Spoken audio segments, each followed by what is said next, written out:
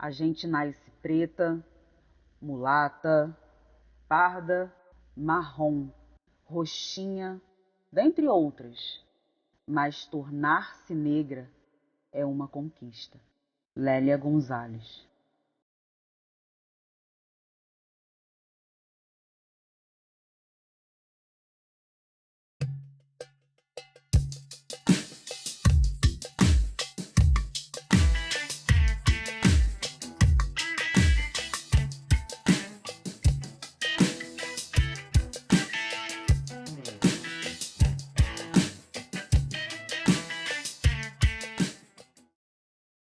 Bem, eu sou Marisa de Paula Assis, sou professora dessa unidade, a Faculdade de Formação de Professores da Universidade do Estado do Rio de Janeiro, desde 1981. Aqui eu sou professora de Psicologia e Relações Raciais e Educação e hoje estou vice-diretora. Eu sou Nilma Lino Gomes, eu sou professora titular da Faculdade de Educação da UFMG. Eu sou integrante do programa de Ensino, Pesquisa e Extensão Ações Afirmativas na UFMG, que é um programa que eu construí junto com outros colegas, coordenei durante um bom tempo. Meu nome é Maílsa Carla Pinto Passos, Maílsa Passos, né? Eu sou professora aqui da UERJ e eu cresci em Nova Iguaçu, eu sou da Baixada Fluminense, né? E hoje trabalho aqui na UERJ, sou professora aqui da UERJ, da Faculdade de Educação, do programa de pós-graduação. Meu avô, pai de minha mãe, era um português.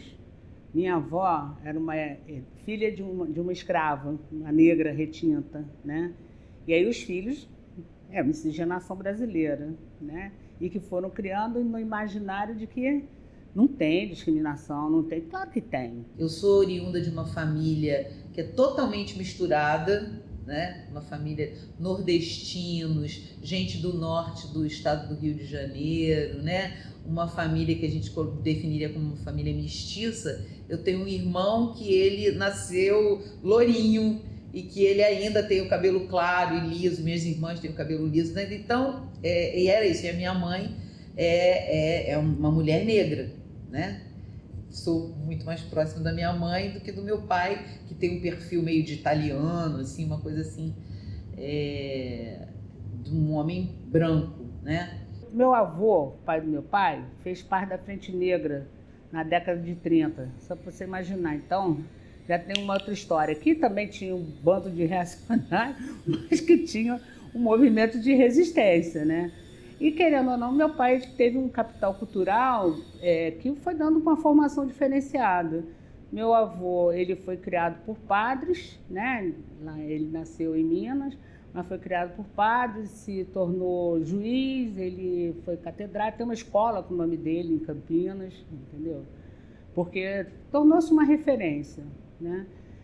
Meu pai teve uma formação até erudita, mas ele não quis ficar, como ele dizia para mim, não, minhas irmãs, uma aprendeu piano, a outra aprendeu violino, o outro aprendeu violino, eu quis aprender a bateria de jazz mesmo. E o Renascença, ele nasce muito nesse bojo, eu acredito, né? Meu pai diz que a situação foi a seguinte, um grande amigo dele, que veio a ser depois meu padrinho, era outro profissional liberal, era um Orives, né, que trabalhava com venda de joias, ouro, e era joalheiro, né? Domingos Soares.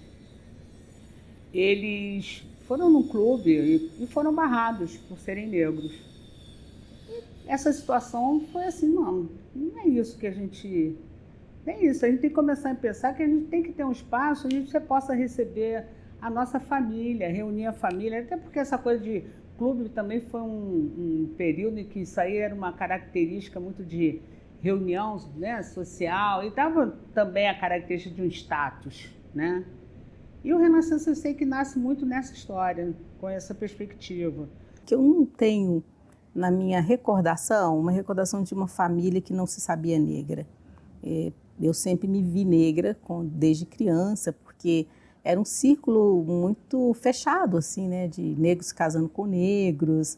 Até hoje, pela manhã, eu falava com a minha irmã que eu me lembro que eu achava estranho um tio meu que era pardo, E quando ele chegava, eu achava estranho, porque eu achava que ele era branco, né? Então eu achava que era o único branco da família. E achava estranho ele ser casado com a minha tia, que era uma pessoa de pele preta, né? Hoje em dia, eu me defino como uma mulher negra, né? Pensando na negritude como um aspecto político, né? É claro que eu passei a minha vida toda e eu não me via negra. Essa minha parte era invisibilizada, né? Você imagina o que é você ser a mais velha, falei, patinho feio, porque era mais velha, de cabelo crespo, numa família onde tem duas meninas, duas irmãs com cabelo liso e lourinhas, né? Você imagina, a mais puxadinha para o pé na cozinha era sempre eu. Então isso, para a autoestima da mulher, porque é isso, as pessoas te rotulam. Você fica como o patinho feio, você fica como aquela que é a mais feia de todas, você fica como aquela que é a pretinha da família, entendeu? E eu vi a minha mãe ser muito oprimida pela família toda, né? Por meu pai, pelas irmãs, pelos cunhados, pelos próprios filhos e as filhas, oprimida a vida toda. E aí hoje eu também tenho condição de ver que tinha um viés racial em toda essa opressão. Na desqualificação que sempre fizeram da minha mãe, tinha um viés racial. E eu, como era muito mais próxima a ela e muito mais parecida com ela, pegava a rebarba disso tudo. Perceber e ser negra o tempo todo era apontado, né? A questão, até que momento você se percebe como sendo uma pessoa de cor e quando você percebe que você é para além da sua própria cor, né? Você é negra quando você se assume como tal. Isso foi um processo que, ao longo do tempo, foi sendo doloroso até, né? Principalmente no período da adolescência. Na adolescência, porque na adolescência você está na dúvida de muitas coisas. Quer dizer, não acho isso é um praxe, mas eu vivi muitas dúvidas e muitas angústias, né, por conta disso. Mas com relação à questão da minha identidade, tinha a questão das trocas, né? Com quem você ia se relacionar, porque com quem você vai se relacionar? Se você está num espaço de uma classe que você não tem uma representatividade tão significativa de pessoas negras, ou quando tem, elas se negam, né? Porque até as pessoas do Renascença, né? Muitos também não se percebiam como negros. Muitos não se percebiam, muitos negavam. Por outro lado, não, tinha aqueles que se reafirmavam. Então, hoje, eu já tenho condição de olhar para trás e ver o quanto eu fui uma criança oprimida, né? Filha de uma mulher negra oprimida, né? E quanto que isso formou minha personalidade, formou meus modos de ser, criou, sim, alguns traumas que eu tento resolver até hoje. Para gostar do meu cabelo, por exemplo, é uma coisa muito recente. Quando criança tinha muito cabelo, uma cabeleira vasta, né? E não se passava nada, minha mãe não passava nada no meu cabelo. Eu via minha mãe passava pasta no cabelo, já com o cabelo lisinho, minha irmã passava, fazia umas franjinhas assim, eu achava lindo. Mas ela não passava nada no meu cabelo quando criança, até um determinado momento. Então, era um momento meio sofrido, o momento de pentear o cabelo, né? Porque era aquela cabeleira que embaraçava.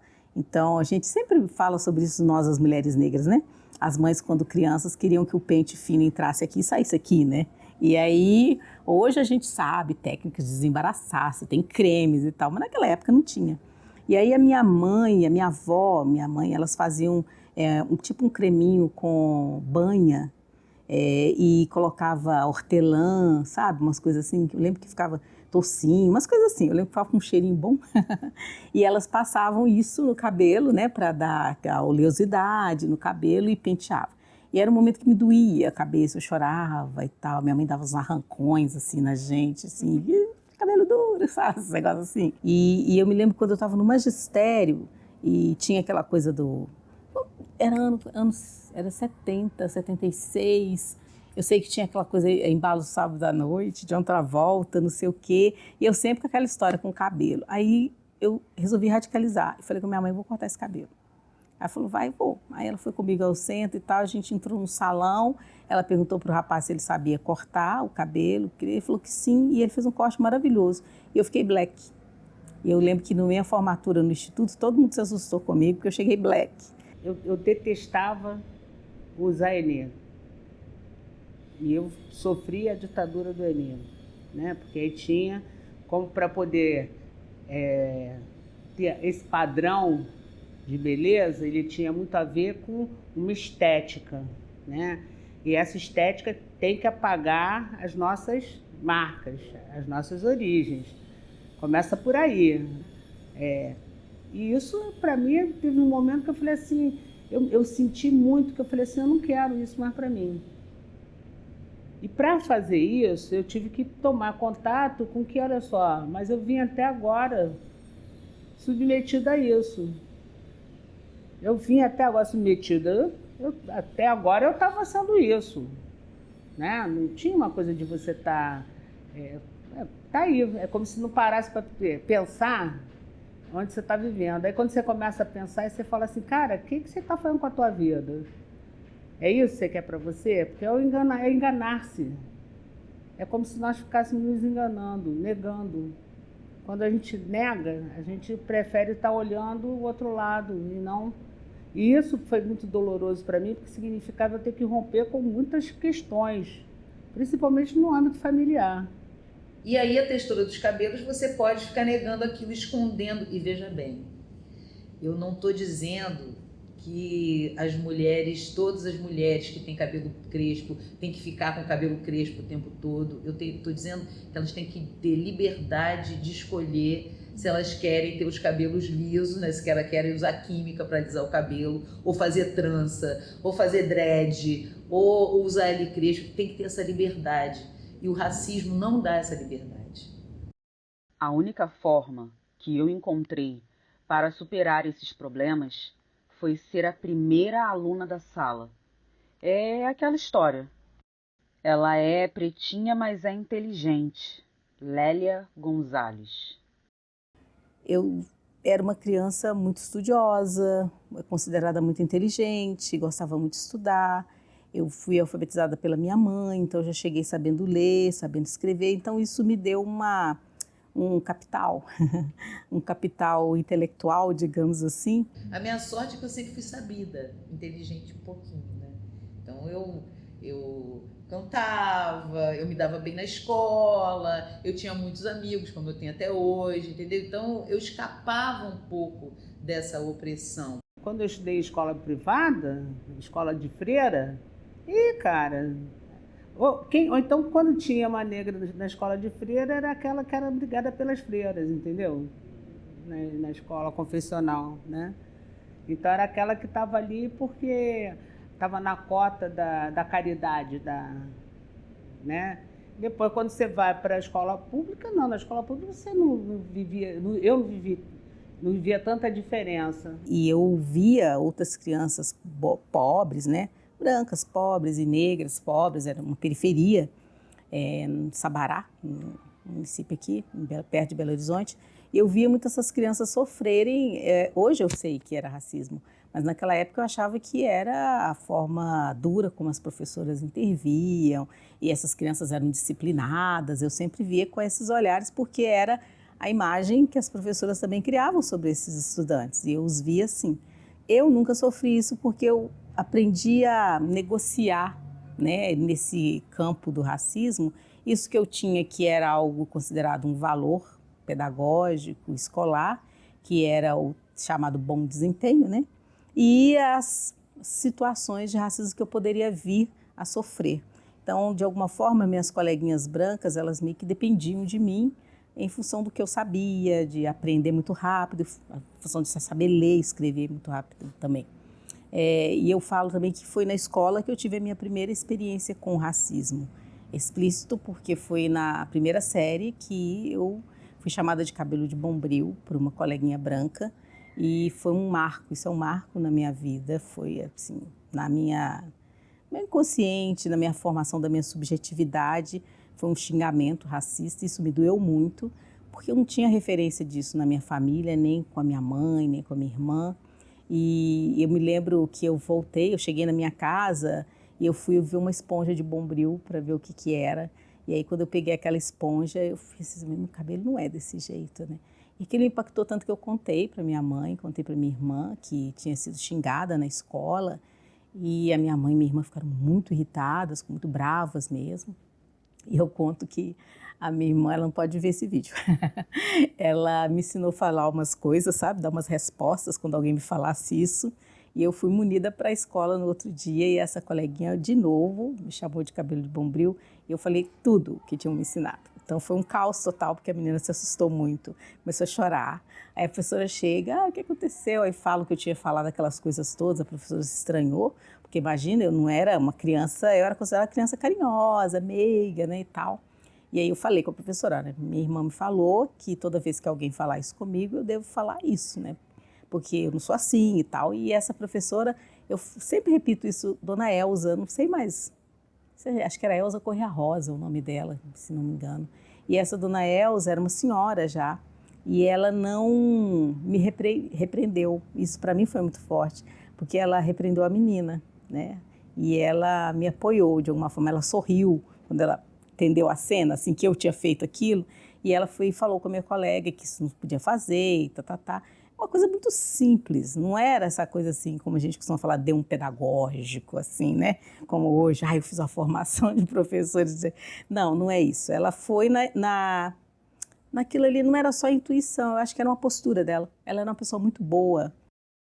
Saber-se negra é viver a experiência de ter sido massacrada em sua identidade, confundida em suas perspectivas, submetida às exigências, compelida às expectativas alienadas. Neuza Santos Souza. Eu, quando comecei a trabalhar paralelamente na escola pública e na escola particular, eu comecei a fazer comparações entre os estudantes da escola privada que eu tinha e os estudantes da escola pública que eu tinha. Da pública, pobres negros, né? E da privada, brancos e classe média alta. Então, eu me peguei como professora discriminando os meus alunos da escola pública, sabe, negros, apostando menos neles, sendo mais impaciente com eles, sabe? E me peguei sendo outra mulher e outra profissional com os estudantes de classe média alta, as crianças. Eu fui percebendo que isso tinha a ver com racismo, tinha a ver com a introjeção do racismo que estava acontecendo comigo. Que eu acho que quando você começa a ter problemas com o outro, na forma de lidar com o outro, na forma de tratar esse outro, é hora de você deixar essas crianças em paz. Eu não queria que essas crianças sofressem comigo as minhas agruras identitárias, que era um momento de uma efervescência identitária que eu estava vivendo, e eu não estava dando conta de conciliar tudo isso. Porque aquilo que a gente não consegue expressar, muitas vezes com os adultos e entre os adultos, até mesmo porque você sabe que os adultos, eles podem ter uma reação, eles reagem a você, não tem uma ideia de que as pessoas são indefesas, etc. As pessoas fazem com as crianças e com os velhos, sabe? O que mais educa o povo a ter o olhar preconceituoso não dá clareza do que é o preconceito. Porque o preconceito, ele é inerente do ser. Agora, quando ele é da forma como ele funciona com relação à questão do racismo, ele é muito perverso, porque você não tem nada que dê referência positiva para a nossa juventude. Quando você consegue fazer isso, vem sempre alguém para desconstruir. A gente estava falando aqui, nossos heróis, nossos personagens, né? A gente pega uma criança que as faltas de referência, quando você não tem a referência de um professor competente ou a referência de um professor negro, né, que está ali na frente, que eu acho que isso não está vendo, né? Ainda mais quando você constrói as crianças, então, que você constrói na criança o olhar preconceituoso e o olhar racista. Nós construímos isso quando nós não percebemos até como nós somos, né? Eu entendo que uma escola normal, para trabalhar isso, tem que desconstruir tudo que foi ensinado para quem está chegando ali. Eu acho assim que existe um currículo formal no espaço formal de escolarização, na escola, mas que esse currículo formal está o tempo todo dialogando, estabelece uma relação dialógica com outros currículos, mesmo que diga que não, tá? Mesmo que o professor imponha esse currículo que está lá na grade, mas para além dessa grade, né, tem pontes, tem texturas, tem histórias, tem memórias dessas crianças, desses jovens, e eles estão ali presentes. É esse mundo da complexidade que o racismo faz conosco, do que o racismo faz com as mulheres negras, de como que o racismo nos impõe muitas vezes um comportamento considerado o mais correto, sabe, o 100 para tudo, e como que isso pesa para nós, porque acaba que eu acho que tem um determinado perfil de mulher que busca o magistério. Eu acho que tem um perfil também de mulher negra que busca o magistério. Acho que não é só a questão de que claro, tem uma questão econômica e de estratégia das famílias, de falar, bom, minha filha, ela precisa de uma formação que ela tenha, saia formada com emprego, né, para um emprego, né, uma coisa, formação profissional. O magistério, ele, em nível médio, ele ocupou muito esse lugar para as mulheres das famílias pobres. E dentro dessas mulheres, lá estávamos nós, as mulheres negras. Tem isso, uma questão estratégica, né? Por outro lado, também, eu sempre falo, isso tem um rompimento com o lugar que o racismo sempre nos impôs, que era nos retirar do lugar da intelectualidade, nos retirar do lugar do saber. Então, para uma família pobre negra, ter uma filha normalista, que depois se tornava professora, era um grande orgulho, né? Essa filha não ia reproduzir a história da mãe, da avó, da bisavó, que são histórias geralmente de profissões ou atuações, melhor que profissões, porque tem gente que não considera profissão até hoje, né? O trabalho doméstico, né? Mesmo tendo toda a legislação hoje, mas eram atuações ocupacionais, digamos assim, consideradas de menor valor, sempre de servir alguém, muito próximo do nosso passado escravista, muito próximo desse lugar que nós, mulheres negras, ocupamos na estrutura do racismo. Quando eu comecei a dar aula de relações raciais aqui em educação, nossa, quantas vezes eu falei assim, mas professora, isso não existe. Eu falei assim, claro que existe. E aí até mostrar, né, desconstruir o olhar racista que nos é criado, que também é criado em nós, né, desconstruir isso é um processo. E o que eu acho muito legal é que eu vejo muita gente depois disso se percebendo também como negro. Tinha saído da graduação, estava entrando no mestrado e a gente começou aqui, assim, nós nos encontramos, algumas mulheres negras que estavam na UFMG, eram pouquíssimas, e nós resolvemos construir um grupo de pesquisa que trabalhasse com a questão racial, porque ninguém queria orientar os nossos trabalhos. E foi um momento, para mim, muito rico, porque como eu era a única que estava no mestrado, eu conseguia explicar para as pessoas o que era isso, o mestrado. Muitas pessoas começaram a pensar nessa possibilidade, né? Os colegas nossos que já tinham feito a graduação. E foi um momento também de um florescimento de uma juventude negra acadêmica, porque também coincide com mais cursos de pós-graduação no Brasil, principalmente na área da educação ou das humanidades. E a gente tem vários núcleos que hoje nós vamos chamar de NEAB, mas nós temos nesse período vários núcleos que começaram a pipocar nas universidades, que era isso, poucos estudantes negros que entravam, não tinham professores que quisessem trabalhar com temática racial, era sempre aquela história, você não pode ser sujeito e objeto da sua própria pesquisa, isso a gente ouvia direto, e esses núcleos eram núcleos que tinham como é que eu diria, alguns eram formados por pessoas que eram ligadas ao movimento negro e entravam na universidade, então já entravam com toda uma leitura crítica do racismo, sobre o racismo, e aí instigando os professores e tal, e tudo, e fazendo evento articulado do movimento negro com a universidade, quebrando essa separação entre a universidade e a comunidade negra. Outros não eram ativistas do movimento negro, mas eram pessoas negras com uma consciência racial, que encontrava nessa articulação um espaço, né, para poder se organizar, e outros eram reeducados nesse processo. Eu acho que eu fui aos poucos levando para minha família o que eu estava aprendendo fora. No início eu fazia uma separação entre essa vida política e minha família, e tinha uma história, não quer saber disso, a família não está interessada e tal. E depois eu acho que a família foi vendo mudanças em mim, sabe? E aí eu vi mudanças na minha irmã, mudanças na minha mãe, no meu irmão e tal, de uma maior compreensão da questão racial, da questão do racismo. E às vezes a minha mãe falava assim, Nilma gosta de trabalhar com essas coisas de negros. Aí começava assim, tudo que tinha sobre questão racial, a minha família me chamava, eu guardava para mim. Nilma, nós vimos isso aqui. E com isso também elas iam se conscientizando mais politicamente. Na minha infância, não havia discussão sobre o racismo. Isso não era conversa. Não havia essa percepção do racismo, né, na minha casa. Hoje eu vejo o quanto éramos racistas, tá?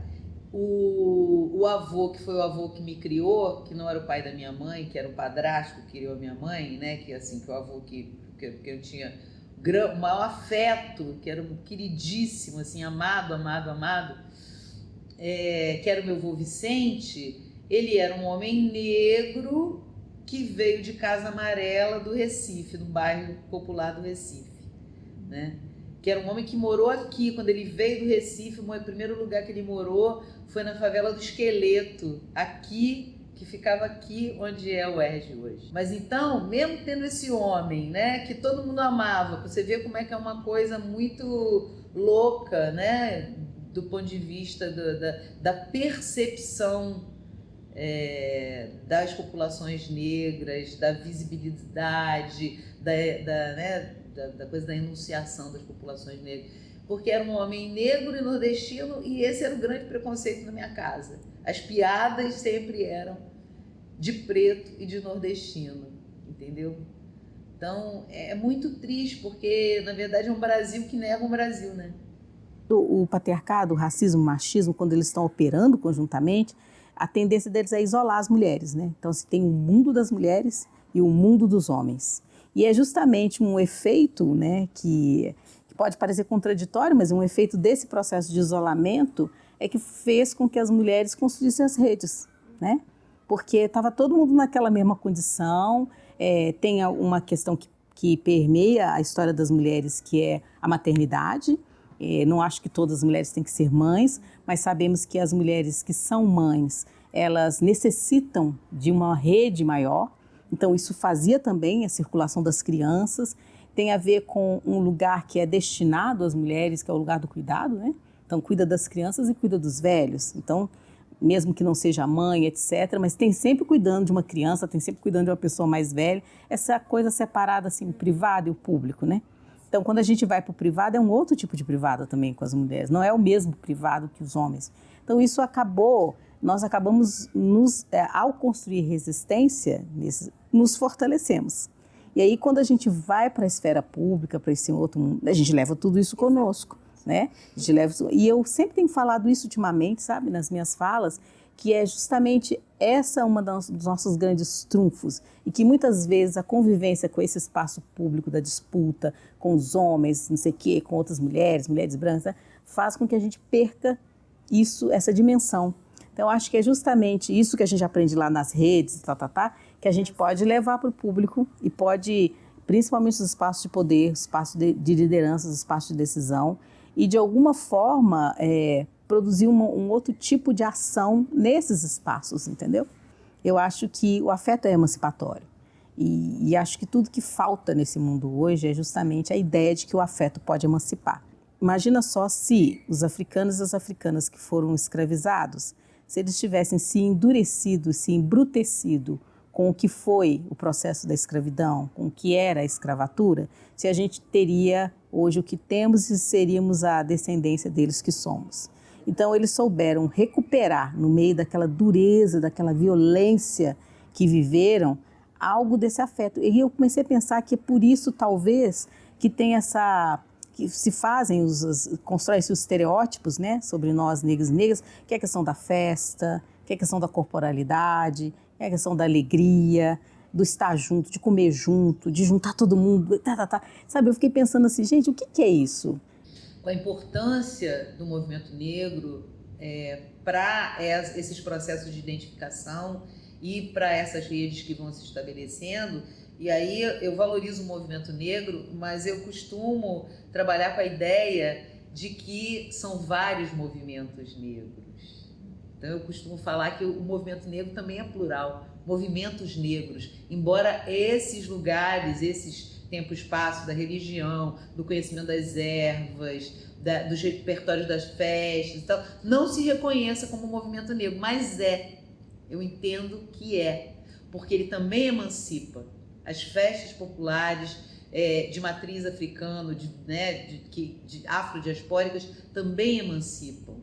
As religiões de matriz africana também emancipam. E se eu sabia já antes que eu nunca estava sozinha, hoje mais ainda, né? Então, sempre quando me perguntam, professora, a senhora foi isso, foi aquilo, eu sempre falo, essa é uma trajetória coletiva, não é uma trajetória individual, eu não me fiz sozinha, né? Para eu ser a Nilma que eu sou hoje, quantas pessoas, né, participaram e participam até hoje, aprendi com tanta gente, errei com tanta gente, lutei com tanta gente, então não dá para falar que é porque, senão eu repito todo esse ideal meritocrático que eu bato nele o tempo inteiro, né? Aqui na FFP, eu vivi já várias situações. Logo que eu vim dar aula aqui, uma situação de uma aluna que perguntava assim, sabe que eu nunca pensei que ia ter uma professora preta? Aí eu falei para ela assim, pois é, então não se surpreenda que isso vai ser cada vez mais comum na sua vida. Agora você está acostumado a ver seus colegas, né? Você olha no entorno dos seus colegas, né? Porque majoritariamente os nossos alunos são alunos de classe popular. Né? Majoritariamente nossos colegas, né, são alunos mestiços, mas é o grosso. E, no entanto, é como se as pessoas não percebessem nesse entorno. Uma das formas de exercer autonomia é possuir um discurso sobre si mesma. Neuza Santos Souza.